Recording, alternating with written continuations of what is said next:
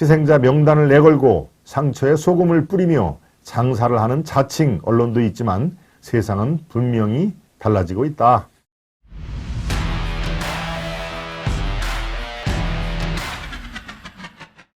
기자가 변했다는 정말 아주 도발적인 그 얘기인가요? 글쎄요. 저도 기자지만 기자가 변했을까요? 어떻게 변했다는 얘기인지 한번 살펴보겠습니다. 오늘도 관련된 그 칼럼 중에 여러분들이 좀 흥미있게 접할 수 있는 그런 칼럼을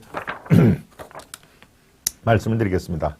글쎄요. 어떤 몇몇 분이 글쎄 칼럼 내용을 어떤 분은 칼럼을 쭉 이렇게 눈을 감고 이렇게 음미를 해서 좋다라는 마음도 계시고, 칼럼을 이렇게 그 인터넷에서 찾아서 볼 수가 있으니까 칼럼의 중요한 그 문구만 이렇게 소개를 해 주시면 어떠냐라는 그런 의견도 있습니다. 예, 다 일장일단이 있습니다만은 이 칼럼 자체는 여기에 쓴 그 기자가 한 생각을 글로 표현한 거기 때문에 제가 중간중간에 제 생각을 막 집어넣고 하면은, 이게 그렇습니다. 이 글을 쓴 그 필자의 제대로 된 그 메시지가 아마 오히려 방해되지 않을까 저는 싶은 생각에서 제 논평은 가급적 끝난 다음에 한두 마디 하는 걸로 하는데요. 글쎄 쭉 읽어드리는 게 아마 조금 이렇게 밋밋하다는 그런 시각도 있었고, 제가 아무튼 그 고민이 좀 있습니다. 여러분들 의견이 혹시 있으시면은, 이 칼럼 소개하는 거에 관련된 의견이 있으시면 오늘도 좋고요.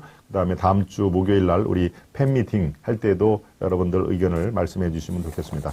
예, 다 읽어드리진 못하고 아무튼 저도 이 팩트 중심으로 중요한 부분만 이렇게 읽어드리는데요. 예, 한번 오늘도 그렇게 해보겠습니다.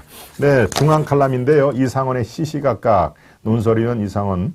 예, 기자가 변했다. 4.16에서 12구까지. 4.16은 뭡니까? 네.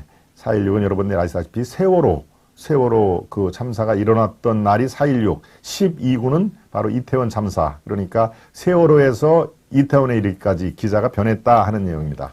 이렇게 시작합니다. 악당, 영웅, 무고한 희생자.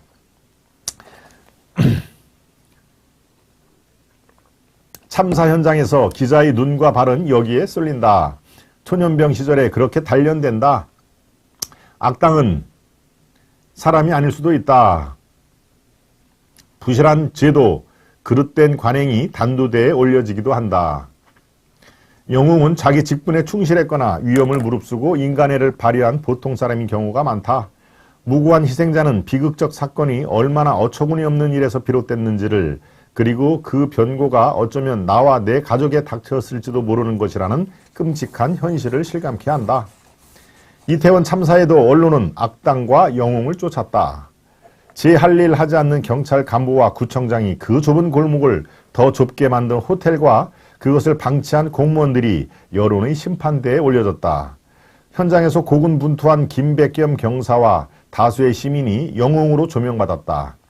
그런데 무고한 희생자의 이야기를 담은 보도는 과거에 비해 크게 줄었다.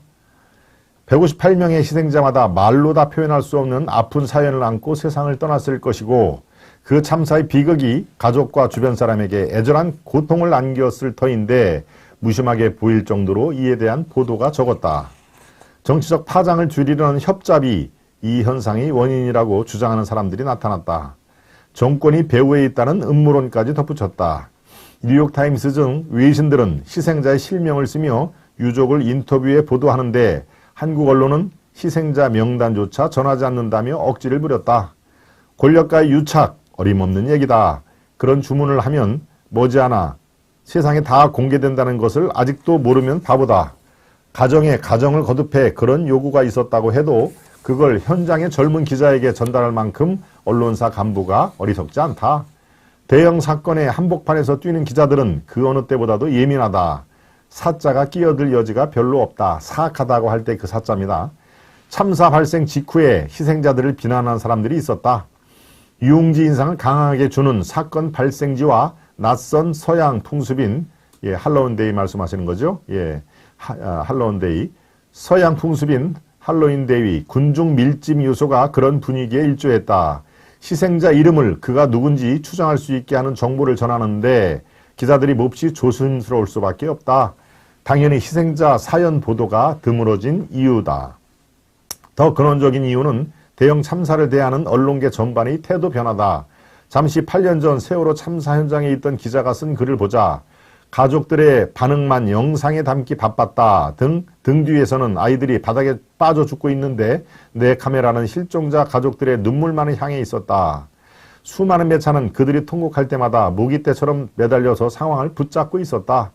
어느 순간부터 취재 기자나 나나 그들의 눈물을 기다리기 시작했다.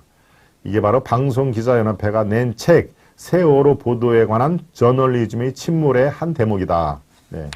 예, 방송기자협회라는 단체가 세월호 참사 때 그 취재를 한 기자들에게 쭉 이 글을 받아서 세월호 보도 저널리즘의 침몰이라는 책을 냈는데 바로 그 책의 일부 내용이라는 뜻입니다. 그 전대미문의 대참사에 언론은 늘 했던 대로 행동했다.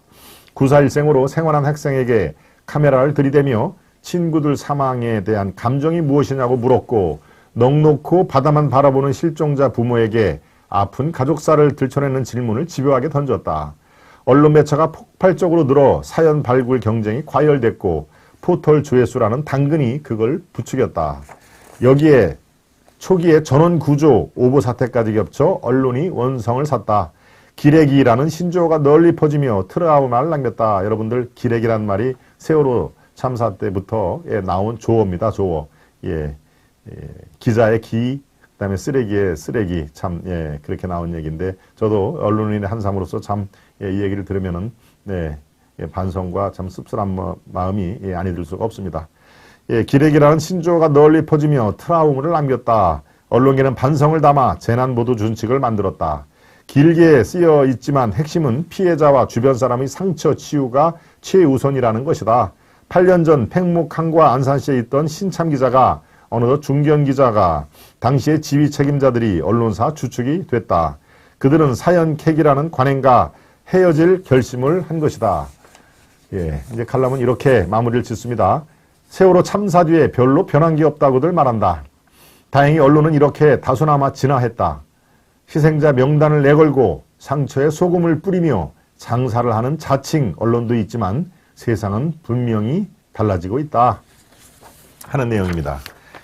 즉 세월호에서 이태원 참사까지 기자가 차츰차츰 변하기 시작했다라는 그런 내용인데요.